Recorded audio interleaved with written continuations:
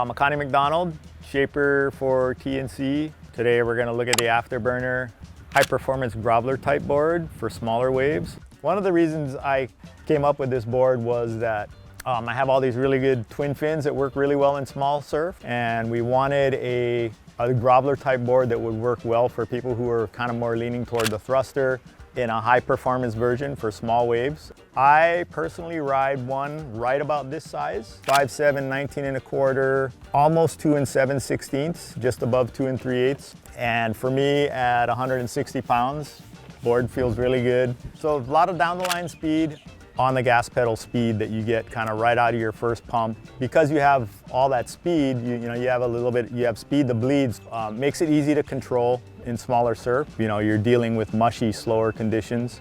One toe pump and you're already kind of moving down the line at a good clip. It goes off the bottom really well. Into the top, you get good tail release out of the top of the wave. When you're going into a cutback, you know, you're getting that full pushback and drive out of your cutback, so you can kind of wrap your cutback up into the whitewater and squirt right out of that, you know, the end of that turn. You know, and one of our team riders actually, he's already broken 2 of these, but really loves the board, said it's probably one of his favorite boards. Rode his at some pretty solid backdoor and off the wall. It just kind of shows the versatility of the board, where you know, depending on what kind of surfer you are and what you're aiming for in a board. Again, you know, it's a Groveler, but it's a high performance Groveler. Like I said, you know, able to turn it like a short board, but you get that quick speed. But obviously, we've come up with a board that kind of works in a multitude of conditions. It's a fuller outline, and one of the reasons it gets good speed is because of the bottom that I kind of put into it.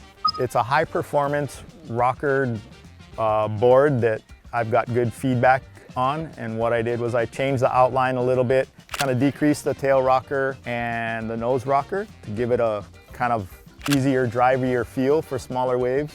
Nice low rocker, you got a little flip in the nose, so your nose is a little catch-free up in the tip here. Does have, you know, wider shoulders where you're gonna have that platform and kind of under your front feet.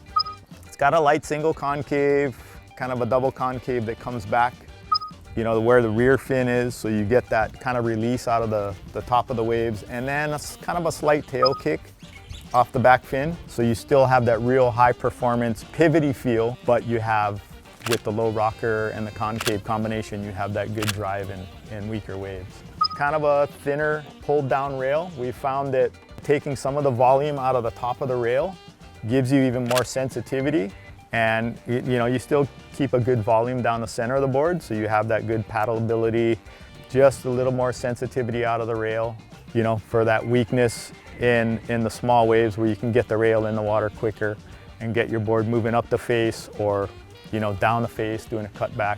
Like said before, a little bit wider, fuller nose. This will allow you a little bit better paddle, a little bit more of a platform if you're an aerial surfer to kind of push off of and land airs. You can kind of see the tail's a little, you know, slightly pulled in. It's still wide, but we got a good amount of curve behind the front fins, which allows you to get kind of quicker turning radius. And then a nice soft squash tail. We're gonna offer it in as custom orders in a thumb tail. High performance thruster fin placement. The cluster is a little bit tighter than what I would normally put on a high performance shortboard. It just gives you more, a smaller sweet spot to rotate off of. You know, when you're surfing, your sweet spot, a lot of the time you're surfing off of your fins. Creating a little tighter cluster as far as the difference between the front fins and the back fins as far as space, it just allows for tighter turning. So the range of people that can ride this board, or as far as abilities, I would say just beyond beginner all the way up to the pro level type surfers that want a different feel or want to draw a different line. For me personally, I really like the look of this board as far as the outline.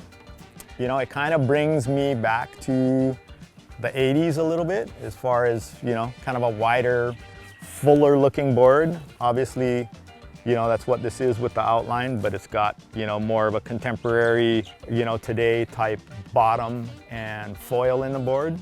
Just a cool looking board as far as, you know, the outline, but giving you kind of that modern high performance feel of what we're looking for, you know, today when we're riding waves.